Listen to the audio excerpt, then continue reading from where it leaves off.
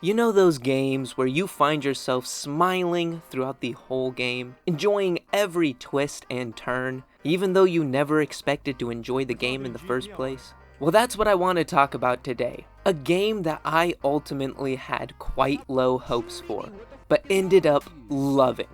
If you couldn't tell already, we're going to be talking about the Guardians of the Galaxy game, an absolute banger that came out of nowhere.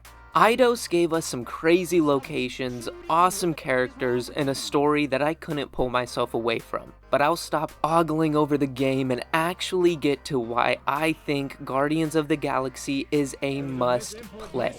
So yeah, I was actually really nervous hopping into this game, almost expecting to delete it only after a couple of hours after playing. But seeing as I got it free from Epic Holiday giveaways, I thought that I'd might as well give it a try and make a video on it. But after the bombs that were the Avengers game and Kill the Justice League, I had the lowest expectations. Though I never thought that an hour into Guardians of the Galaxy, I'd have a never-ending smile on my face. Like, this game screams the same vibes as both the movies and comics, going mostly into the comic lore and side of things. All the different 80s references though, like the actual Rubik's Cubes, Tron, Chewbacca, ColecoVision, and all the awesome freaking music, it was just all supreme attention to detail when it comes to what the Guardians of the Galaxy is really about right at the beginning. I love how the writers went for the comic root of things too, giving us awesome Guardians with awesome personalities that fit the perfect mix of both the comics and the movies, without giving us the stories we already know. We get the comedy everyone loves, then the serious sad parts like Rocket talking about the testing. I just don't know how to describe it other than the characters just fit. To make it even better, some of the choices you get to make, along with companions reacting to said choices, it just makes it great to interact with the group. The whole time I was playing, I was cracking up, smiling, and the Guardians were one of the big reasons I couldn't stop smiling. And then we get to the awesome, yet slightly hidden features like all the side interactives in the Kellyan or on Nowhere or the entries into Peter's notebook. It all adds another depth into the game, letting you learn more about the characters and worlds we all love.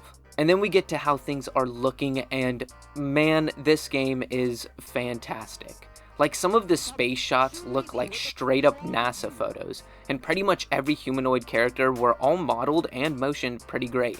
And not only does the game look great, but the environments and huge planets and sections of open space you get to see and sometimes traverse, all the way up to the small corridors and rooms of the ships, it was all done and detailed also really well. And there were times I found my jaw wide open at some of the locations with the detail, the shadows, the lighting.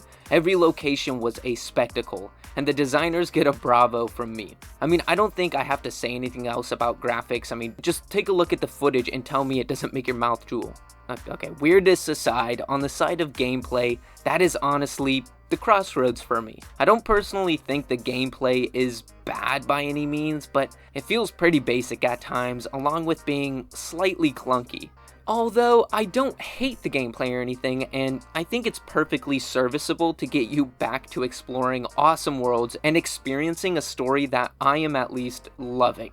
Going further into the gameplay though, you primarily control Peter, aka Star-Lord, using his 2 hit blasters to shoot and aim. Then you also get some elemental abilities unlocked through the story and have some technical abilities unlocked through leveling up. And then other than Star-Lord, one way Guardians does better than the Avengers and Suicide Squad is that you have your crew of heroes, but you only have to worry about full control of Star-Lord.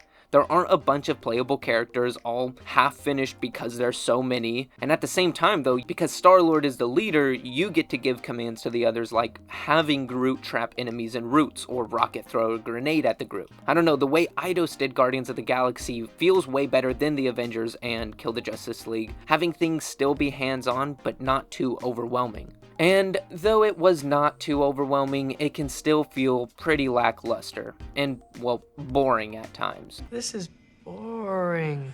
Getting through fights can just be a hassle or a trudge at times, and I find myself just getting through to get to the next bit of story.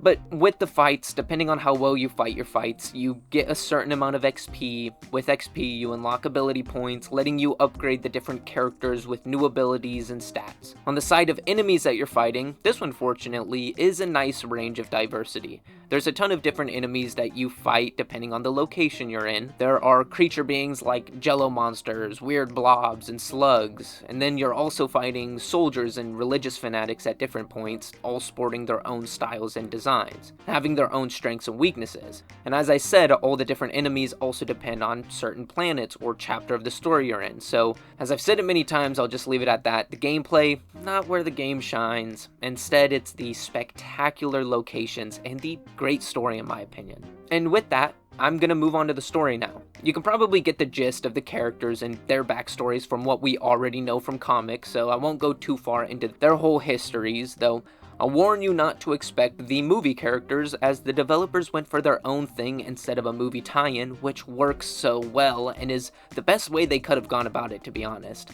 I won't go too far into the story, spoilers, but you control Star-Lord as the crew starts off with the team heading into a war graveyard called the Quarantine Zone. They head in hopes of finding an elusive creature said to be worth a fortune. In doing so, you are caught by the Nova Corps and are arrested by Kor-El, a previous lover of Peter actually. Though a series of events, Peter saves Kor-El's daughter Nikki, works out a payment plan instead of going to jail, the Guardians hatch a plan to get credits, getting them in less savory ways, and when the group returns to the Nova Corps, it's only to find that they have all disappeared, and the team discovers a whole crazy mess involving religious fanatics, infinity stones, brainwashing, and a little fatherly twist. But I'll just leave you all to uncover this awesome story for yourselves because, in my opinion, it really is a great experience. Now, on to the last topic of the day, and that is going to be the reception of this game. After the double hot garbage fire that was the Avengers game on the Marvel side of things, and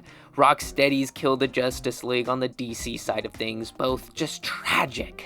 Disappointingly, for me at least, I would call the Guardians of the Galaxy reception mixed. I mean, it received generally high reviews, the story actually being loved by the majority of players and critics, with IGN saying the story had a great mix of spectacles and heartfelt moments, which I fully agree with, but some critics and players did not end up rating the game too well, a lot giving it a 5 out of 10 actually due to certain platform performance issues, along with lackluster gameplay that I mentioned earlier. Aside from the lower scores though, as I said, generally the game was rated well with 7s and 8s, mostly for the funny, touching, and emotional story, and I think I would rate the game right there with 7 and 8, around there. But I think I showed this game enough love with this shorter side look over, so I'm going to wrap everything up with some final words. I really enjoyed this game, and obviously not for the gameplay, but for the story and how amazing the game looked. I think this game sits right beside Marvel's Spider-Man and the Arkham series, the good part of the Arkham series story-wise, and I think if there's any fans of those games that are looking for any recommendations, this game should be at the top of your lists. I was not expecting this game to be as good as it was, and it is one of my favorite free games from Epic, and I am so glad I decided to give it a try because I thoroughly enjoyed my experience, and I wasn't even going to play it. I just grabbed it for free to add another game to my library. But now, as I said, if I had to put a rating on this game, I'd give it a solid 7 out of 10, which, if you know my ratings, that's pretty good actually. And that's why I say that if you're a fan of the comics and you're a fan of the movies, I think Guardians of the Galaxy is a must-play for you. If you don't like those though, still might be a fun game to give a try.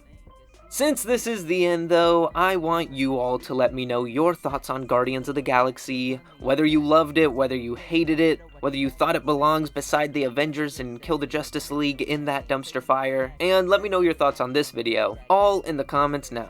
And if you like this video and you want to see more, why not hit that like button and subscribe now to stay up to date on everything to come. If you want to support more videos like this, and get your name at the end of every video, wait, there's more, you get access to certain videos a couple hours early, check out a membership to my YouTube now by pressing that little join button below. And if you don't see any names, it's because no one's joined yet, so there's no names. So join to be the first person to get your name up here. But don't feel pressured, the support you guys show is already enough. And lastly, if you heard any music that you enjoyed and you want to hear more of my own music, check out Billy the Whip on any music platform now. And now that we're here, I just want to say thank you so much for getting us to 1,000 subs. It is insane. So thank you so much, and you all deserve an amazing day. Billy the boogeyman coming for you. Look out for the pigs, look out for me too. Been chewing them up, spitting the new, spitting the bones, pushing the noose, squeezing the game. Been making that juice, no need for the pulp. I'm spitting that too, rip it through anyone, dripping through hoops.